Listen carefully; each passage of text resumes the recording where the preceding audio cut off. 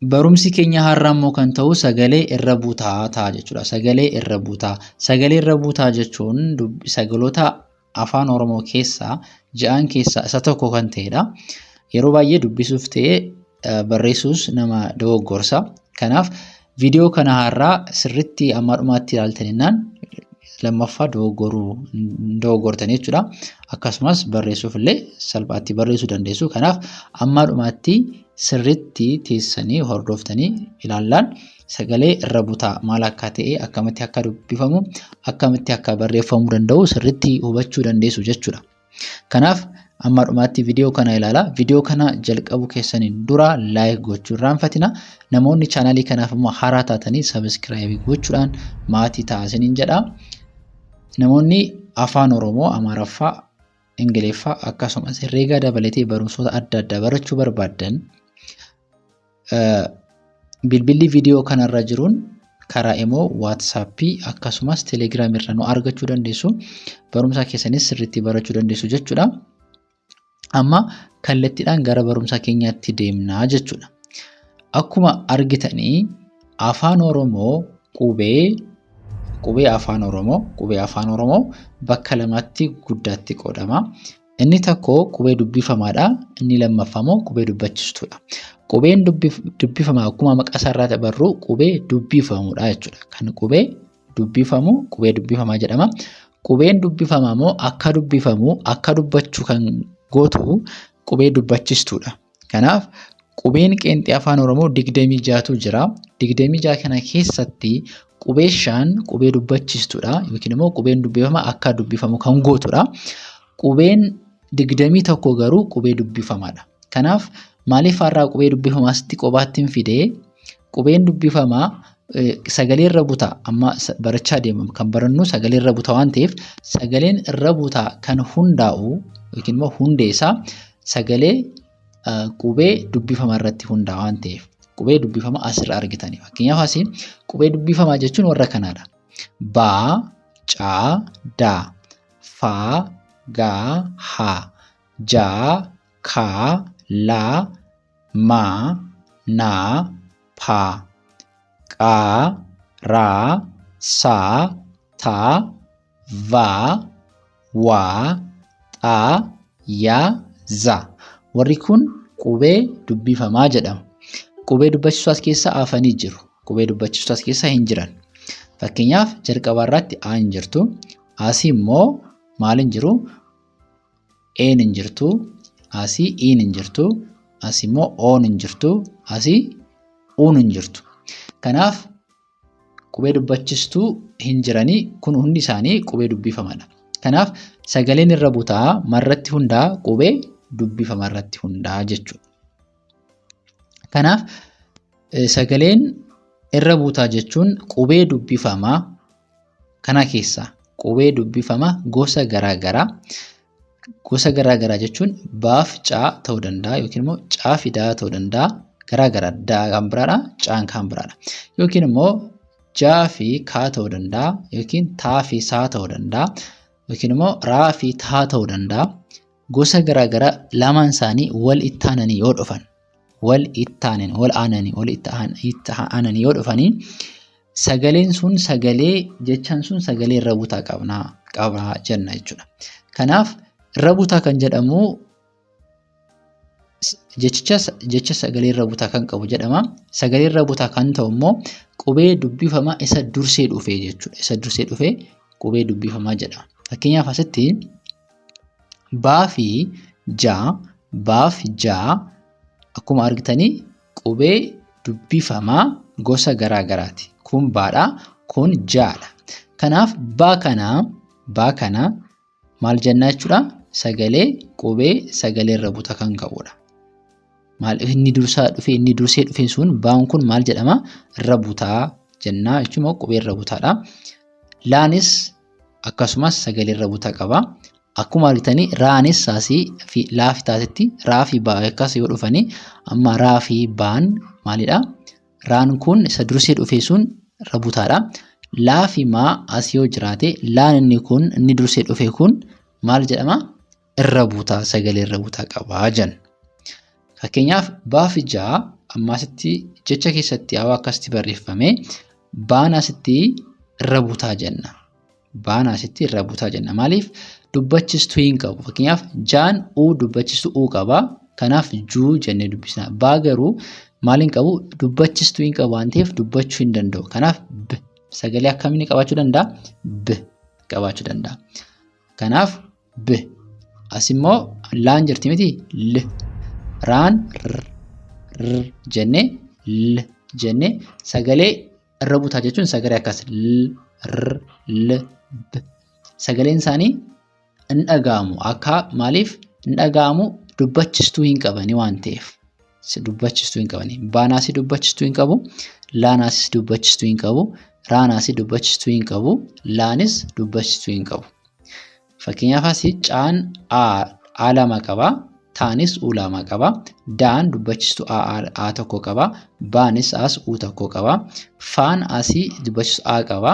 Maan i qaba. Garuu laan hin qabu. Raan hin qabu. Laan asii hin qabu. Baanis asii hin qabu. Kanaafidha kan irra butaa jedhamee jechuudha. Kanaaf akkamitti dubbisna amma sirriitti hordofa. Ab jenna. Ab juu. Ab juu. B ngo'aytee sagalee isaa b. Ab b xinnoon dhaga'ama. Ab juu. Kanaaf isa kam wajjin isa sagalee dursee jiru wajjin walitti fidnee dubbisne bareedaa ta'a. Ab a wajjin yoo fidne ab achi juu abjuu. Asimmoo laa kana kan salphatu dubbisuu fi sagalee kana wajjin yoo walitti hidne walitti fidne dubbachuuf yookiin immoo dubbisuuf ni salphata. Kanaaf caal caal jenna. Caaltu caal caaltu. Asimmoo raatu irra butaa jenne. Kanaaf darbu. Asii falmi. Akkuma argitanii as immoo maaf naatu walitti aanee dhufee garaagaraadha. Asii raaf taa walitti aanee dhufee naaf gaa walitti aanee dhufee baafisaa walitti aanee dhufee asitti akkuma argitanii jechuudha. Jecha keessattis yeroo galanii akkasii ta'u jechuudha. Kanaaf asii irra butaa kan ta'u asii maadha. Isa dursee dhufeetu irra butaa ta'a jenne. Asii raadha. Asii naadha. Asii immoo baadha. Kanaaf asii maal ta'a? Gam. Irra butaa kan ta'u maadha. Naan dubbachistuu a qaba. Kanaaf gamna. Asii irra butaan raadha. Joortu. Asii maangoo. Asii raab baan irra butaadha. Kanaaf sagalee raa wajjin dubbisna. Raabsaa jenna jechuudha. Haala kanaan sirriitti shaakaluu ni qabdu jechuudha. Maaliif asitti lama maaliif asittiin fide akkasitti qubee dubbachistu qubee dubbifama gosni isaanii garaa ta'e akkasitti walitti aanan dhufu taanaan gidduu isaanii dubbachistuun hin jiru taanaan kun sagaleen kun sagalee irra butaa jedhama. Kanaaf qubeen irra butaa kan ta'u sagalee irra butaa kan qabu immoo sagalee qubeen isa dursee dhufeedha. Qubeen isa dursee dhufeetu irra butaa qaba jenna jechuudha. Amma fakkeenya garaagaraadhaan ilaalla. Fakkeenyota adda addaa walitti dubbisuudhaan caalmaatti shaakallaa jechuudha. Sirriitti shaakalla. Asii irra butaa kan ta'u qalama addaa kan qabani as keessatti irra butaadha. Qalama addaa kan qabani irra butaadha. Fakkeenyaaf asii laadha qalama addaa kan qabu miti. Kana jechuun dubbachistuu hin qabu jechuudha. Maaliif asitti bakka duwwaan godhe asitti kan bakki maaf laadhee fi laa kana a kana wajjin yoo walitti fidnee dubbisne nu salphata waan ta'eefidha. Kanaaf warri kaanis isuma sagalee dursee jiru wajjin yoo walitti fidanii dubbistanii ni salphata waan ta'eef haala kanaan shaakaltu. Kanaaf asii irra butaa laa waan ta'eef bee albee. Asii irra butaan baadha. abdii. Asii irra butaan raadha. arbaa. Asiin irra butaa raadha. Ammas ardii jenna jechuudha. Asis irra butaa kan jennu sagalee adda kan qaban gidduu kan jiranii irra butaadha. Kana jechuun maaliin qaban jechuudha? Dubbachistuu hin qabanii jechuudha. Kanaaf laa kana gara kanaatti finnee dubbisna wajjin bal jenna. Balfaa. Asii raadha. Barsiisaa. Asii laadha. Bilbilaa. Asii laadha. Ammas bulguu. Hayyee amma asittis kan qalama diimaa qaban hundi isaaniiyyuu sagalee irra butaa qaban qubee sagalee irra butaa kan qabanidha. Kanaaf sagalee fuulduraa wajjin walitti finnee dubbisnaa jechuudha. Kanaaf cabsuu. Asii caalmaa. Asii dafqaa. Asimmoo durbaa. Raadha asirra butaan durbaa. Asiis sagalee magariisa warra halluu magariisaa qabu sagalee irra butaa qabaa jenna. Kanaaf sirriitti akka horii kan hin dubbifamu. Kanaaf fardaa. Furdiinaa. Asii gandaa. Asimmoo gorsaa jenna jechuudha. Asimmoo halluu inni cuquliisa qabu kun maal jedhama? Sagalee irra butaa qabaa jenna. Kanaaf dubbachistuu hin qabu. Kanaaf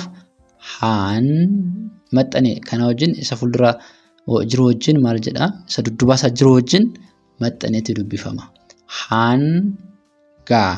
Hangaa. Asii haftee. Asii hundee. Asii hurkaa jenna jechuudha. Asimmoo qalama diimaa isa qabutu maalidha? Sagalee irra butaa qabaa. Kanaaf qubee dudduuba isaa wajjin jiruuti maal godhaa? Maxxaneetti dubbifama. Kanaaf asii i'dha. Qubee i guddaadha. Ibsaa. Asimmoo ilmaa. Asii jilbaa. Asii raadhaan irra butaan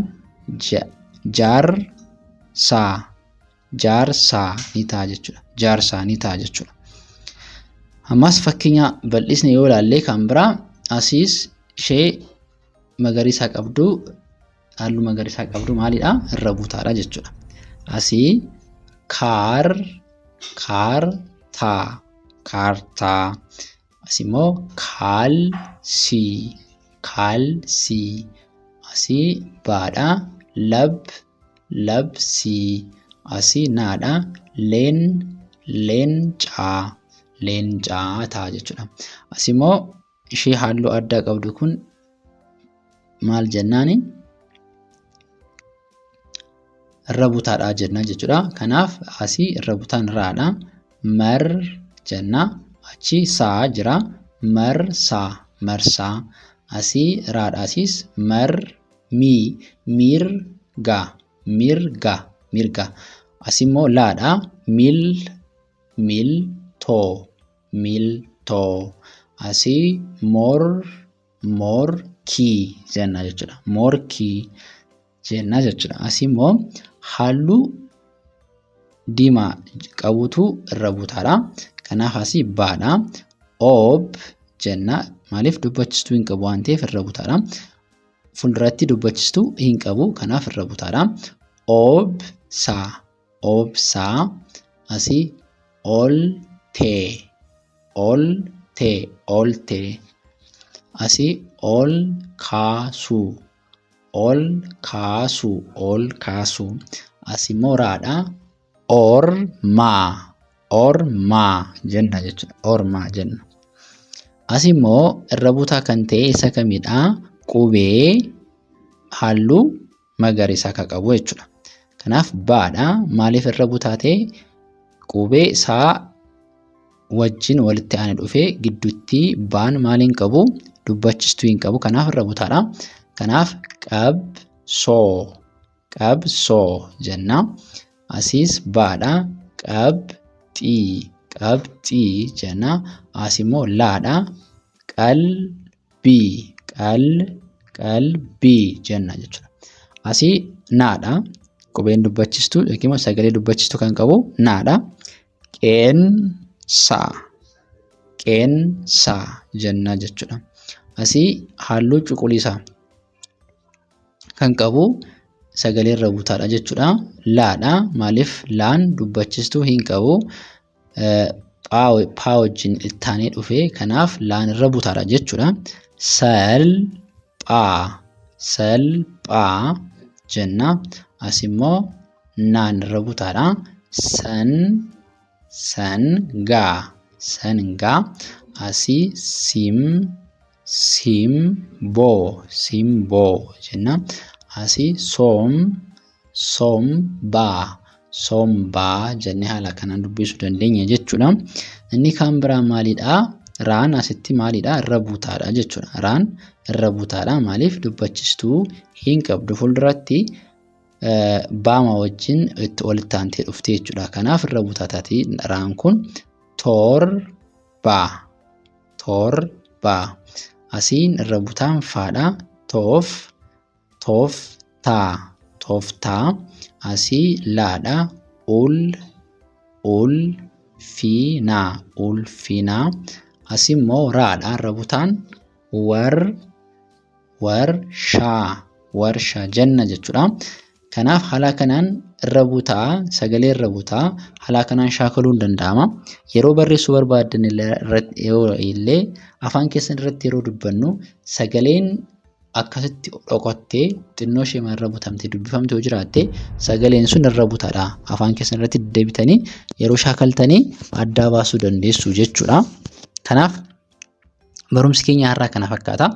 Namoonni karaa keessoon afaan Amaaraffaa, Ingiliffaa akkasumas afaan Oromoo herreegaa dabalatee barachuu barbaaddanii bilbilli viidiyoo kanarra jiruun karaa immoo WhatsAppii, Telegiraamii nu argachuu dandeessu. Barumsa keessanis sirriitti barachuu dandeessu jechuudha. Barumsa biraan amma walitti